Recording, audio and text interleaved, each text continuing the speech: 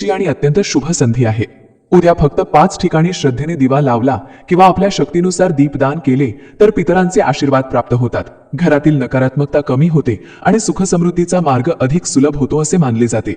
विशेष म्हणजे अधिक मासाची सांगता देखील याच दिवशी होत असल्यामुळे या दिवसाचे महत्त्व अनेक पटींनी वाढलेले आहे। त्यामुळे हा दिवस दुर्लक्षित करू नका। नमस्कार प्रिय बंधू भगिनींनो, तुमचा येणारा प्रत्येक दिवस सुखात, ऐश्वर्यात आणि निरोगी जावो अशी मी स्वामींच्या पवित्र चरणी मनापासून प्रार्थना करते। मंडळी, आपण सर्वजण जाणतो की अधिक मास हा अत्यंत पुण्यदायी काळ मानला जातो। या संपूर्ण महिन्यात अनेक जण जप करतात, नामस्मरण करतात, दानधर्म करतात, व्रत उपवास करतात। पण प्रत्येकाला सर्व गोष्टी करणे शक्य होतेच असे नाही। काहींना वेळ नसतो, काहींना परिस्थिती साथ देत नाही, तर काहींना योग्य माहिती मिळत नाही। मात्र स्वामींच्या कृपेने उद्याचा दिवस अशा प्रत्येक व्यक्तीसाठी विशेष संधी घेऊन येत आहे। कारण अधिक मास संपण्यापूर्वी केलेले दीपदान हे अत्यंत शुभ मानले गेले आहे। मनापासून केलेली छोटी सेवा देखील मोठे पुण्य देऊ शकते अशी श्रद्धा आहे। अनेक लोकांच्या मनात एक प्रश्न असतो की दीपदानाला एवढे महत्त्व का दिले जाते? त्याचे कारण अगदी सोपे आहे। दिवा म्हणजे प्रकाश, प्रकाश म्हणजे आशा, प्रकाश म्हणजे सकारात्मकता आणि प्रकाश म्हणजे अंधाराचा नाश। जेव्हा आपण श्रद्धेने दिवा प्रज्वलित करतो तेव्हा आपण केवळ एक वात पेटवत नसतो, आपण आपल्या जीवनातील निराशा, चिंता, भीती आणि अडचणी दूर व्हाव्यात अशी प्रार्थना करत असतो। म्हणूनच आपल्या सनातन परंपरेत दीपदानाला विशेष स्थान दिले गेले आहे। विशेषतः अमावस्येच्या दिवशी दीपदान करणे अधिक महत्त्वाचे मानले जाते, कारण अमावस्येची रात्र अंधाराची असते। त्या अंधारामध्ये लावलेला दिवा हा केवळ प्रकाश देत नाही तर श्रद्धेचे प्रतीक बनतो। आणि जेव्हा ही अमावस्या सोमवारी येते तेव्हा तिचे महत्त्व आणखी वाढते। यावेळी आलेली सोमवती अमावस्या ही साधी अमावस्या नाही, हा अधिक मास संपण्याचा दिवस आहे। त्यामुळे अनेक भक्त या दिवशी विशेष पूजा, जप, दान आणि दीपदान करतात। असे मानले जाते की या दिवशी केलेल्या पुण्यकर्मामुळे पितर प्रसन्न होतात। पितरांचे आशीर्वाद मिळणे हे जीवनातील अनेक अडथळे दूर करण्यासाठी अत्यंत महत्त्वाचे मानले गेले आहे। घरामध्ये सतत वाद होत असतील, कामांमध्ये अडथळे येत असतील, मानसिक तणाव वाढत असेल, नोकरी किंवा व्यवसायात अपेक्षित यश मिळत नसेल, तर अशा वेळी पितृकृपेचे महत्त्व अधिक जाणवते। जेव्हा पितर प्रसन्न होतात तेव्हा त्यांच्या आशीर्वादामुळे घरातील वातावरण सकारात्मक बनते असे आपल्या परंपरेत सांगितले गेले आहे। म्हणूनच अनेक लोक अमावस्येला पितरांच्या स्मरणाने दीपदान करतात। बंधू भगिनींनो, एक गोष्ट लक्षात ठेवा, देवाला किंवा पितरांना तुमच्या दानाची किंमत महत्त्वाची नसते, तुमचा भाव महत्त्वाचा असतो। एखाद्याने 33 दिवे लावले आणि दुसऱ्याने फक्त 1 दिवा लावला, तरी जर तो दिवा मनापासून लावला असेल तर त्याचे महत्त्व कमी होत नाही। आजकाल अनेक लोकांना वाटते की मोठे विधी, मोठे खर्च किंवा विशेष व्यवस्था केल्याशिवाय पुण्य मिळत नाही, पण तसे नाही। श्रद्धा, नम्रता आणि विश्वास हेच सर्वात मोठे साधन आहेत। उद्याच्या या दिवशी तुम्ही तुमच्या शक्तीनुसार दीपदान करू शकता। ज्यांना शक्य आहे त्यांनी 33 दिव्यांचे दीपदान करावे, ज्यांना ते शक्य नाही त्यांनी 5 दिव्यांचे दीपदान करावे, आणि ज्यांना तेही शक्य नाही त्यांनी 1 दिवा जरी श्रद्धेने लावला तरी त्याचेही महत्त्व आहे। ही माहिती तुम्हाला कुठेही सहज मिळणार नाही, कारण अनेकदा लोक फक्त विधी सांगतात पण त्यामागचा भाव समजावून सांगत नाहीत। आपल्या परंपरेत प्रत्येक कृतीमागे श्रद्धा आणि कल्याणाची भावना असते। दीपदानाचा खरा अर्थ देखील हाच आहे। आता प्रश्न असा आहे की उद्या नेमके कोणत्या वेळेत दीपदान करावे? अमावस्या तिथी सुरू झाल्यानंतर आणि तिथी संपण्यापूर्वी दीपदान करणे शुभ मानले जाते। त्यामुळे उद्या वेळेचे भान ठेवून ही सेवा करावी।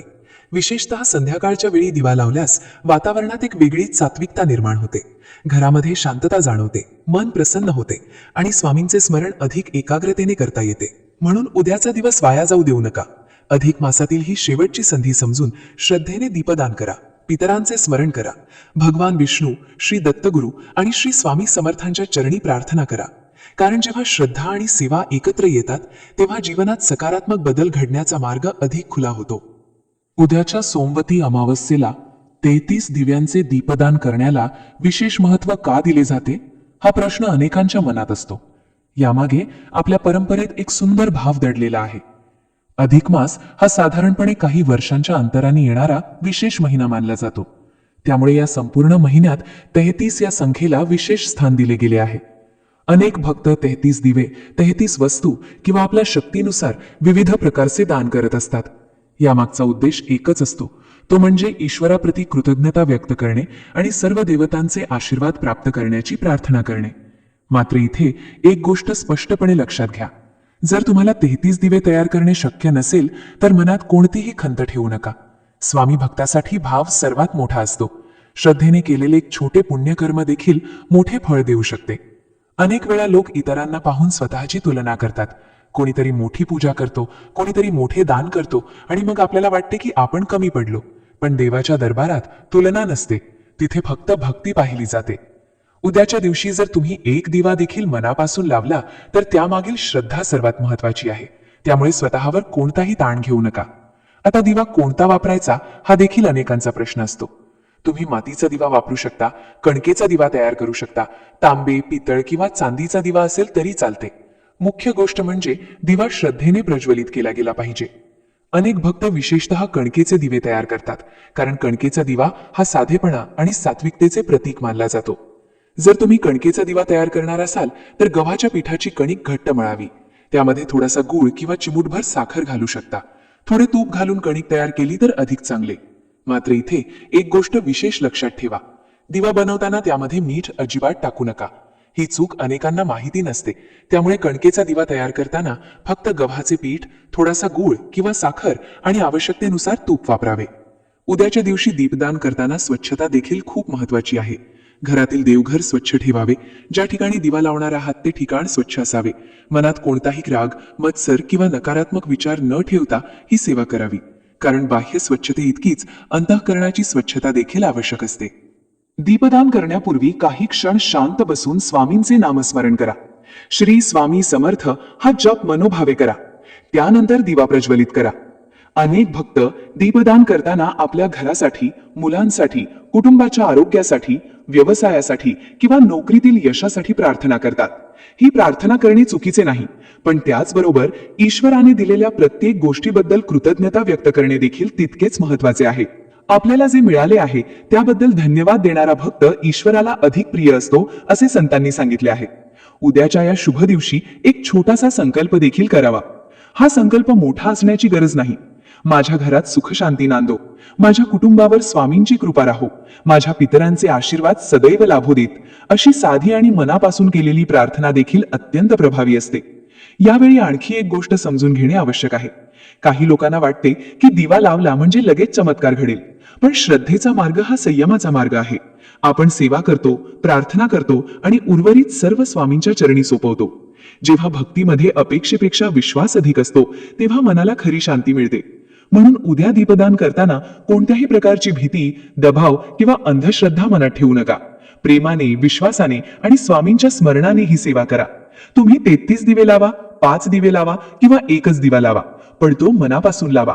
कारण श्रद्धेने लावलेला एक दिवा देखील जीवनातील अनेक अंधारे कोपरे उजळवू शकतो. आणि म्हणूनच उद्याची सोमवती अमावस्या ही केवळ एक तिथी नाही, तर श्रद्धा व्यक्त करण्याची एक सुंदर संधी आहे. सर्वप्रथम एक गोष्ट लक्षात ठेवा, येथे ठिकाणापेक्षा तुमचा भाव मोठा आहे. जर यापैकी सर्व ठिकाणी दिवा लावणे शक्य नसेल तर जे शक्य आहे ते करा. स्वामी भक्ताने कधीही स्वतःवर ओझे घेऊ नये. श्रद्धेने केलेली छोटी सेवा देखील स्वीकारली जाते. उद्याच्या दिवशी पहिला दिवा पितरांच्या स्मरणार्थ लावावा. आपल्या परंपरेत दक्षिण दिशा ही पितरांची दिशा मानली जाते. त्यामुळे घरात ज्या बाजूला दक्षिण दिशा असेल त्या दिशेकडे तोंड करून पितरांचे स्मरण करावे आणि दिवा प्रज्वलित करावा. त्यावेळी आपल्या मनात फक्त एवढीच प्रार्थना असावी की हे आमच्या पूर्वजांनो, तुमचे आशीर्वाद आमच्या कुटुंबावर सदैव राहू देत. अनेक वेळा आपण आपल्या आयुष्यातील यश, प्रगती आणि सुखामागे किती पिढ्यांचे आशीर्वाद असतात याचा विचारही करत नाही. पण ज्यांच्या आशीर्वादामुळे आपण आज येथे आहोत त्यांचे स्मरण करणे हे आपले कर्तव्य आहे. हा दिवा लावताना मनात कृतज्ञता असावी, कोणतीही भीती नसावी, फक्त आदर आणि स्मरण असावे. दुसरा दिवा पाण्याच्या ठिकाणी लावावा. घरात जिथे पिण्याचे पाणी ठेवले जाते, जसे की माठ, पाण्याचा हंडा किंवा पाण्याचा फिल्टर, त्या ठिकाणी दिवा लावणे शुभ मानले जाते. पाणी हे जीवनाचे आधार आहे. पाण्याशिवाय जीवन शक्य नाही. म्हणून आपल्या संस्कृतीत पाण्यालाही देवता स्वरूप मानले गेले आहे. जेव्हा आपण त्या ठिकाणी दिवा लावतो तेव्हा आपण जीवनाला आधार देणाऱ्या त्या शक्तीबद्दल कृतज्ञता व्यक्त करत असतो. आज अनेक लोकांकडे सर्व सुविधा आहेत पण मनःशांती नाही. त्यामुळे उद्या हा दिवा लावताना एक प्रार्थना नक्की करा की आमच्या घरात नेहमी समाधान, आरोग्य आणि शांती राहू दे. तिसरा दिवा तुळशी माते पुढे लावावा. तुळस ही प्रत्येक हिंदू घरातील अत्यंत पवित्र मानली जाणारी वनस्पती आहे. अनेक घरांमध्ये दिवसाची सुरुवातच तुळशीच्या दर्शनाने होते. तुळशीजवळ दिवा लावल्याने घरात सात्विकता वाढते असे मानले जाते. त्याचबरोबर मनालाही सकारात्मक ऊर्जा मिळते. उद्याच्या दिवशी तुळशी माते पुढे दिवा लावताना श्री विष्णूंचे स्मरण करा. अधिक मास हा भगवान विष्णूंना समर्पित मानला जात असल्यामुळे हा भाव अधिक महत्वाचा ठरतो. काही क्षण शांत उभे राहा, स्वामींचे नामस्मरण करा, तुमच्या घरातील सर्वांच्या सुखासाठी प्रार्थना करा. अनेकदा आपल्याला मोठ्या गोष्टींची गरज नसते, काही क्षणांची प्रार्थना आणि श्रद्धेचा एक दिवा देखील मनाला नवी ऊर्जा देतो. उद्याच्या दिवशी हे 3 दिवे नक्की लावण्याचा प्रयत्न करा, कारण या तिन्ही ठिकाणांचा संबंध अनुक्रमे पितरांचे स्मरण, जीवनाचा आधार आणि सात्विकतेशी जोडलेला आहे. आणि जेव्हा या तिन्ही गोष्टी आपल्या जीवनात संतुलित राहतात, तेव्हा घरातील वातावरण देखील अधिक आनंदी आणि सकारात्मक बनते. अनेक लोक सांगतात की त्यांना सतत चिंता वाटते, मन अस्वस्थ राहते, कामात लक्ष लागत नाही. अशा वेळी श्रद्धेने केलेले नामस्मरण आणि दीपदान मनाला स्थिरता देण्याचे कार्य करते. स्वामी समर्थ नेहमी सांगतात की भक्ताने विश्वास सोडू नये, परिस्थिती कितीही कठीण असली तरी श्रद्धेचा दिवा विझू देऊ नये. म्हणून उद्याच्या या विशेष दिवशी बाहेरचा दिवा तर लावाच, पण आपल्या मनातही विश्वासाचा दिवा प्रज्वलित करा, कारण मनातील प्रकाशच जीवनातील अंधार दूर करण्याची खरी ताकद देतो. चौथा दिवा आपल्या घराच्या प्रवेशद्वाराजवळ लावावा. घराचे मुख्य दार हे केवळ येण्या जाण्याचे ठिकाण नसते, ते घरातील ऊर्जा, वातावरण आणि शुभतेचे प्रवेशस्थान मानले जाते. म्हणूनच आपल्या पूर्वजांनी संध्याकाळी उंबरठ्यावर दिवा लावण्याची सुंदर परंपरा निर्माण केली. उद्याच्या सोमवती अमावस्येला घराच्या मुख्य प्रवेशद्वाराच्या उजव्या बाजूला दिवा लावणे शुभ मानले जाते. हा दिवा लावताना माता लक्ष्मीचे स्मरण करावे, मनात प्रार्थना करावी की आमच्या घरात सुख, समाधान, ऐश्वर्य आणि आनंद सदैव नांदू दे. लक्षात ठेवा, येथे ऐश्वर्य म्हणजे फक्त पैसा नाही. खरे ऐश्वर्य म्हणजे घरातील एकोपा, निरोगी आरोग्य, मुलांचे चांगले भविष्य, मानसिक शांती आणि कुटुंबातील प्रेम. अनेक घरी पैसा असतो पण समाधान नसते, तर काही घरांमध्ये साधी परिस्थिती असूनही आनंद भरलेला असतो. म्हणूनच दिवा लावताना केवळ आर्थिक लाभाची नाही, तर सर्वांगीण सुखाची प्रार्थना करावी.